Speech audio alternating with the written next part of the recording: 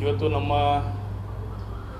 ಜಿಲ್ಲೆಗೆ ಮತ್ತು ಕರ್ನಾಟಕ ರಾಜ್ಯಕ್ಕೆ ಅತೀವಾದಂಥ ಒಂದು ಸಂತೋಷಕರವಾದಂಥ ಸಂಗತಿ, ಒಂದು ವಿಷಯ. ಅದರಲ್ಲೂ ರಾಮನಗರ ದಕ್ಷಿಣ ಜಿಲ್ಲೆ,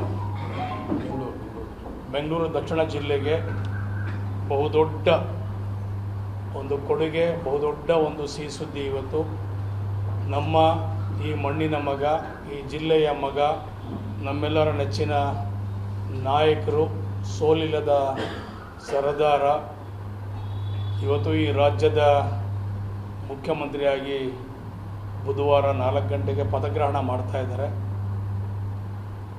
ನಮಗೆಲ್ರಿಗೂ ಕೂಡ ಪಕ್ಷಾತೀತವಾಗಿ, ಜಾತ್ಯತೀತವಾಗಿ ಈ ಜಿಲ್ಲೆಯ ಎಲ್ಲ ಸಾರ್ವಜನಿಕರಿಗೆ ಅತೀವಾದಂಥ ಒಂದು ಸಂತೋಷಕರವಾದಂಥ ಒಂದು ಸುದ್ದಿ ಇದು. ಸೊ ನಾವೆಲ್ಲರೂ ಕೂಡ ಬಹಳ ದಿವಸದಿಂದ, ಬಹುದಿನಗಳಿಂದ ನಾವೆಲ್ಲರೂ ಕೂಡ ಕನಸನ್ನು ಕಾಣ್ತಾ ಇದ್ವಿ, ಅನೇಕ ರೀತಿಯಲ್ಲಿ ಚಿಂತನೆ ಕೂಡ ಮಾಡ್ತಾ ಇದ್ವಿ. ಸೊ ಇವತ್ತು ಭಗವಂತ ಆ ವರವನ್ನು ನಮಗೆ ಕಲ್ಪಿಸಿಕೊಟ್ಟಿದ್ದಾನೆ. ಮುಂದಿನ ದಿವಸದಲ್ಲಿ ಈಗೇನು ನಮ್ಮ ಸರ್ಕಾರ, ಕರ್ನಾಟಕ ಸರ್ಕಾರ, ಮಾನ್ಯ ಸಿದ್ದರಾಮಯ್ಯ ನೇತೃತ್ವದ ಸರ್ಕಾರ ಇವತ್ತು ಅನೇಕ ರೀತಿಯಲ್ಲಿ ಅಭಿವೃದ್ಧಿ ಕೆಲಸಗಳನ್ನು ಮಾಡಿದ್ದಾರೆ.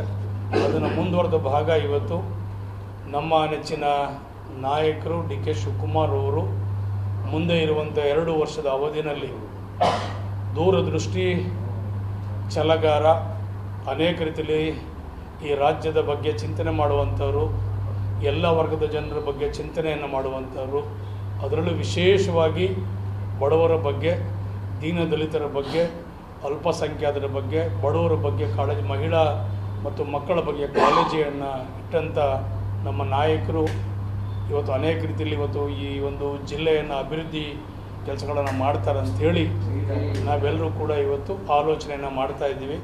ಇಡೀ ರಾಜ್ಯದ ಉದ್ದಕ್ಕೂ ಕೂಡ ಕೋಟ್ಯಾಂತರ ಅವರ ಅಭಿಮಾನಿಗಳು ಇವತ್ತು ಬರೀ ನಮ್ಮ ರಾಜ್ಯದಲ್ಲ, ಇಡೀ ನಮ್ಮ ದೇಶದಲ್ಲಿ ಕೂಡ ಡಿ ಕೆ ಶಿವಕುಮಾರ್ ಅವರ ಒಂದು ಪ್ರಭಾವ, ಅವ್ರದ್ದೇ ಆದಂಥ ಒಂದು ವರ್ಚಸ್ಸು, ಅವ್ರದ್ದೇ ಆದಂಥ ಒಂದು ರೀತಿ ನೀತಿ ಬದ್ಧತೆ, ಅವರು ಪಕ್ಷಕ್ಕೆ ಕೊಟ್ಟಂಥ ಒತ್ತು, ಅವರು ಪಕ್ಷಕ್ಕೆ ಹೋರಾಡಿದಂಥ ಹೋರಾಟ, ಅನೇಕ ರೀತಿಯಲ್ಲಿ ಇವತ್ತುಗಳು ಕೂಡ ಅನೇಕ ಜನರು ಹೊಗಳ್ತಾ ಇದ್ದಾರೆ.